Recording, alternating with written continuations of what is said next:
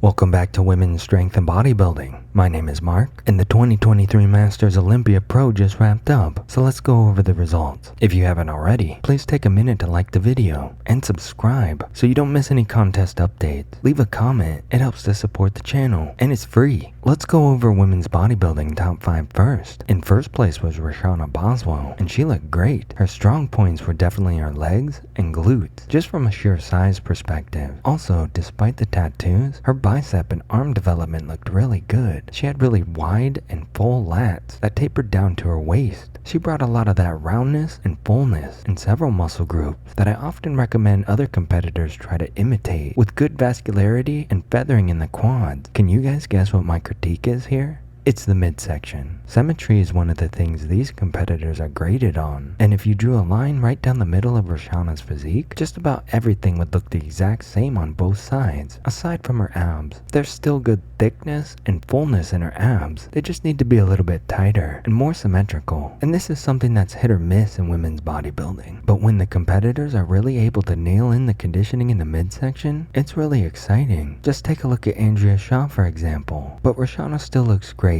and she's been in the game a while, so I say congrats to her on her first place win. In second place was Barbara Moojen, and she looked pretty freaky. Take a look at her legs here. She almost has twice the feathering as Reshanna has. I think she's considerably shorter than Reshanna, so her smaller frame has a fuller look to it. She brought a lot of great size and detail in the rest of her physique as well. The only suggestion I have for her is tightening up the conditioning in the midsection, but honestly I can't complain. I mean, this is the Masters Olympia here, and if you watch my video on Corey Everson, you know that upon winning her final Olympia, she knew she wasn't cut out to continue dominating at the top, so she decided to lay it down, and it was a smart move for her to have that foresight. But keep in mind that she was in her early 30s when she retired. Now you have women like Barbara in their mid to late 30s, 40s, 50s, and even 60s, still gaining traction and still competing. Times certainly change, but overall I think Barbara looked really great. Though she looked really freaky, she wasn't able to match Reshanna's level of size, symmetry, and conditioning, but congrats to her on coming in second. In third place was Virginia Sanchez. Talk about a throwback. I didn't even know she was still competing. Back in the early 2010s, she was everywhere. You couldn't go on Google or YouTube to search female bodybuilding without Virginia coming up. As I say on this channel a lot, to each their own. But Virginia was never really my cup of tea back then. She was a little bit too extreme for me. I like the pretty and feminine competitors like Andrea, Candy, and Ivy, and I think Virginia wanted to stand out for other reasons other than her beauty. But I will say that her look at this show was really well done. She still looks really dicey and in great shape, and her midsection might have even been better than Barbara's. Her attention to detail here was really good, and she looked equally chiseled in just about every muscle group, including the glutes and hamstrings. I would say it's just size and fullness that kept her from placing higher. She had a lot of vascularity in her back, and sometimes it can be a rare thing for women to bring that kind of conditioning, especially at the Masters, but I was kind of excited to see her here. I never knew what happened to her. I just remember seeing all those videos of her flexing and being super extreme, but in many ways, she still got it, and I'm so glad that she stuck with it.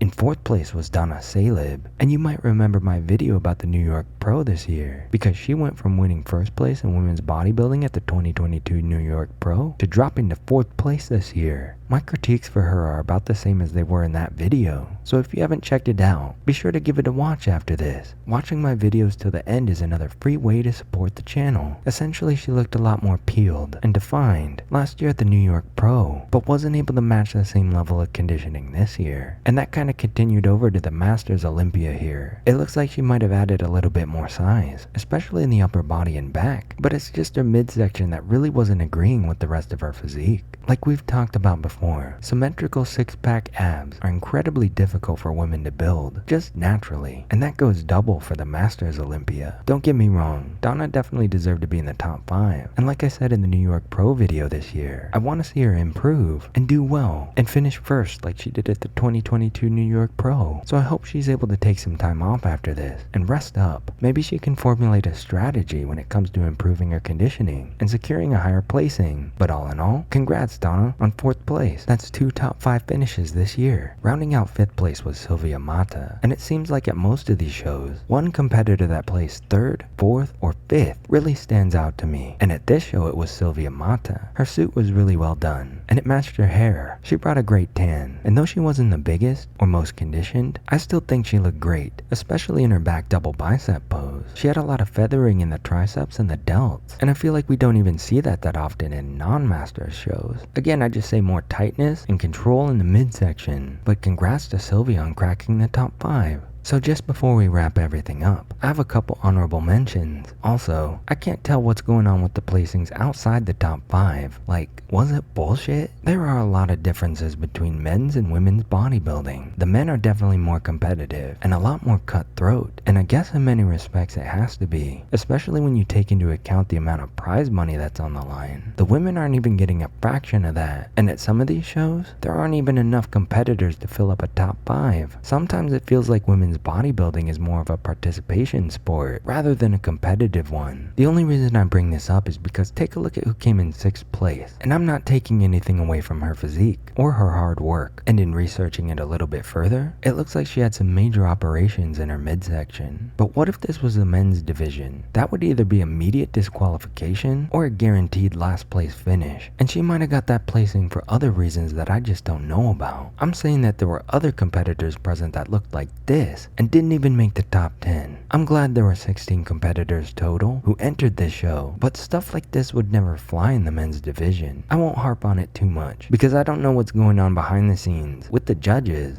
I've been following Donna Shemesh for a while now because she's really pretty. Fun fact, she won the title of Miss Israel. She's really good looking and posts a ton of workout videos. She often compares herself at 20 years old to how she looks today, and honestly she just keeps getting better and better with age. I guess her physique is more accustomed to her social media presence because seeing her place 10th here is super disappointing. Oh, and by the way, if you want to support her, you can order an autographed photo from her like I did. It's pretty awesome. Also just outside the top 10 was TANANARIVE HUIE, and I was impressed with what she brought to the Vancouver Island Showdown. She wasn't able to match the same level of conditioning and fullness she had at that show, but it was still good to see her here. Okay, one more shout out. Coming in 16th place was another major throwback, Brent. Crazy to see her here again after all these years. She's 64 here, and she's probably been at it the longest out of all these competitors. I remember seeing pics of her from the 90s, so congrats to her for showing all the rest of these youngins how it's done.